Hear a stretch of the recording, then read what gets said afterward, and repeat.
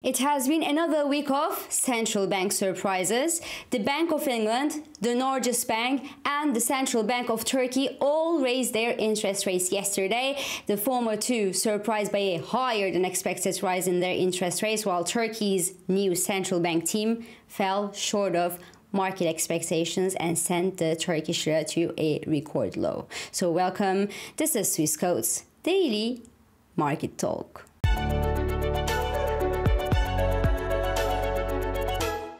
So there were three major surprises from three central banks yesterday. First, the Bank of England hiked its policy rates by 50 basis points yesterday versus a 25 basis point hike broadly expected by the market and priced in by investors.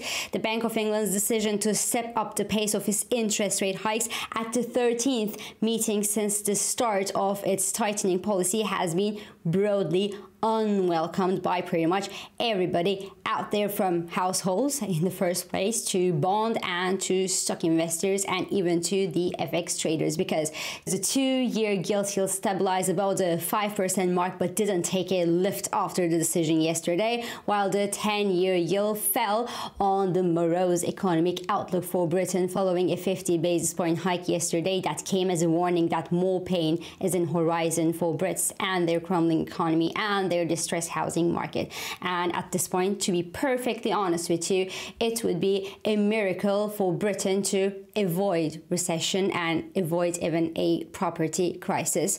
Then the FTSE 100 slumped yesterday below its 200-day moving average, tipped a toe below the 7,500 psychological mark. The index managed to end the session above this level but below the ascending base. Still, that was building since October last year. Now, looking at the technical indicators, trend and momentum indicators are negative, and the index is now approaching oversold conditions. I'm not sure it's going to stop the sell-off. It is worth noting that falling energy and commodity prices this year, due to a softish or softer than expected Chinese reopening, didn't really play in favor of the British big caps this year. So far this year, the rising interest rates make the situation even worse for the British big caps, and the outlook for the FTSE 100 remains neutral to slightly negative until we see that rebound that we are expecting in the global energy prices, which is not happening for now.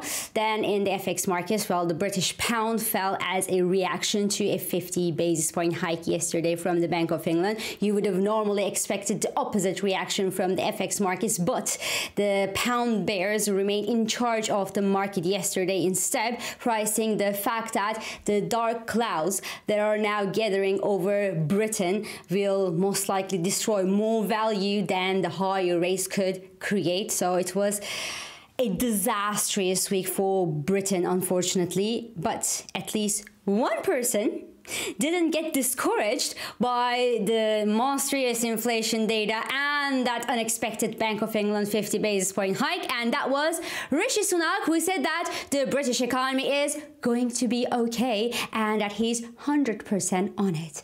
Oh boy, this guy is not scared of being ridiculous. So that's it for Britain, really. In summary, the British gilt market will likely remain under pressure of a more hawkish Bank of England.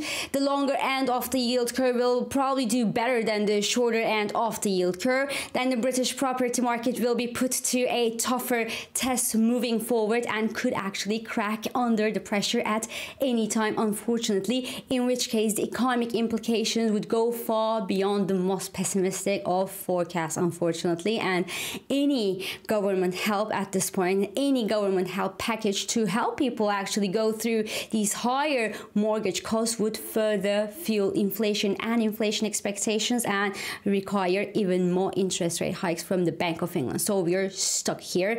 Now, the Bank of England was not the only central bank to surprise with a 50 basis point hike yesterday to fight inflation, because the Norwegian Norges Bank also froze investors with a 50 basis point hike yesterday and said that there will be another rate hike in August.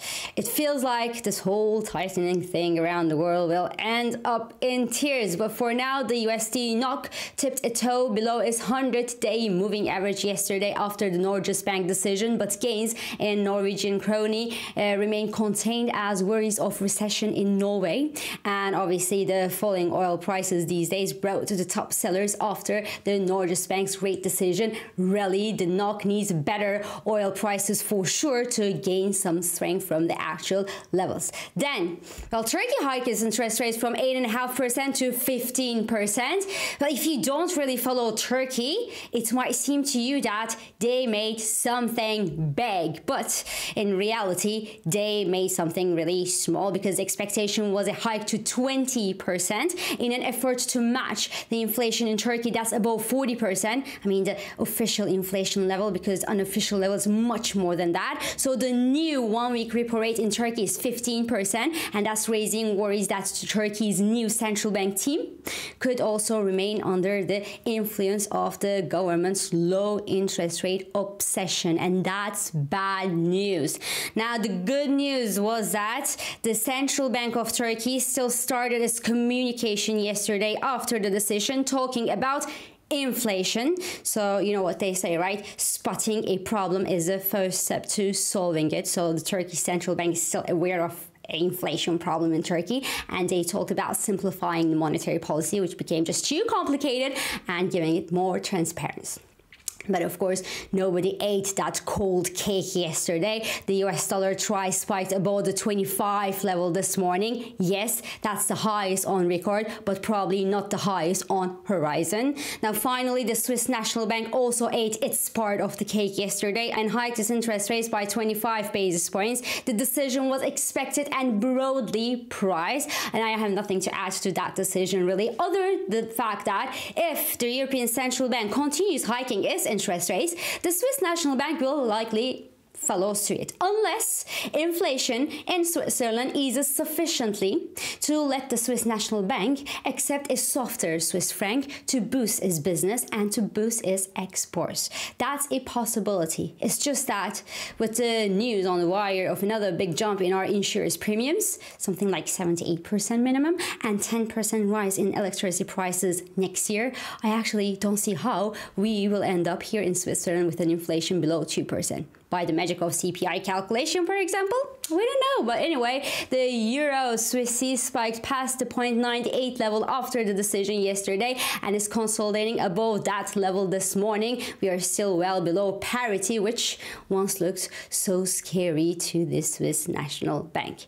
Now, on the economic data front, well, the US existing home sales came in better than expected yesterday again, adding to the global optimism that the US real estate market could actually be doing better after months of negative pressure due to the rising interest rates in the US. Now, the surprising and unexpected progress to the positive in the US home data is welcomed for the sake of the economic health of the US and the world, but a strong housing market in the US, along with an unbeatable jobs market, hint that the Federal Reserve will keep hiking the interest rates on its end, and Jerome Powell confirmed this week that there could be 2 more interest rate hikes in the US before a pause is considered. So he said that at his semi-annual testimony before the Congress this week, while the US Treasury Secretary Janet Yellen said that she sees lower recession risks in the US, but that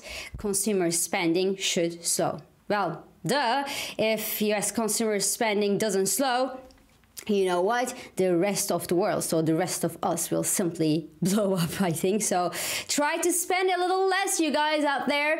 Now, the US dollar rebounded on solid hawkish expectations from the Federal Reserve. The euro dollar shortly spiked above the 110 mark on expectation that the European Central Bank will also continue its battle against inflation as well here in the euro area. But we are again below that level, that 1.10 psychological level this morning. We will actually be watching the flash PMI data from around the world before the weekly closing bell. And before I close the week, well, crude oil fell more than 4% at yesterday's trading session and extended losses below the $70 per barrel mark in Asia, and that despite a surprise decline in the US crude inventories last week and despite the news that the Saudi Arabia exports fell 12% in May. So the risks remain tilted to the downside. So this is all for this week. I'm İpek Özkardeşkaya, and thank you for joining me and thank you for all your messages. I hope this episode of Market Talk has been helpful and it has been insightful to you. So please do not hesitate to leave your comments, your reactions and your questions below as usual, and follow us on Instagram, on Twitter and on LinkedIn for regular market updates, and subscribe of course to our YouTube channel for daily market comments. I will meet you again next week, and until then, good day trading and have a lovely weekend.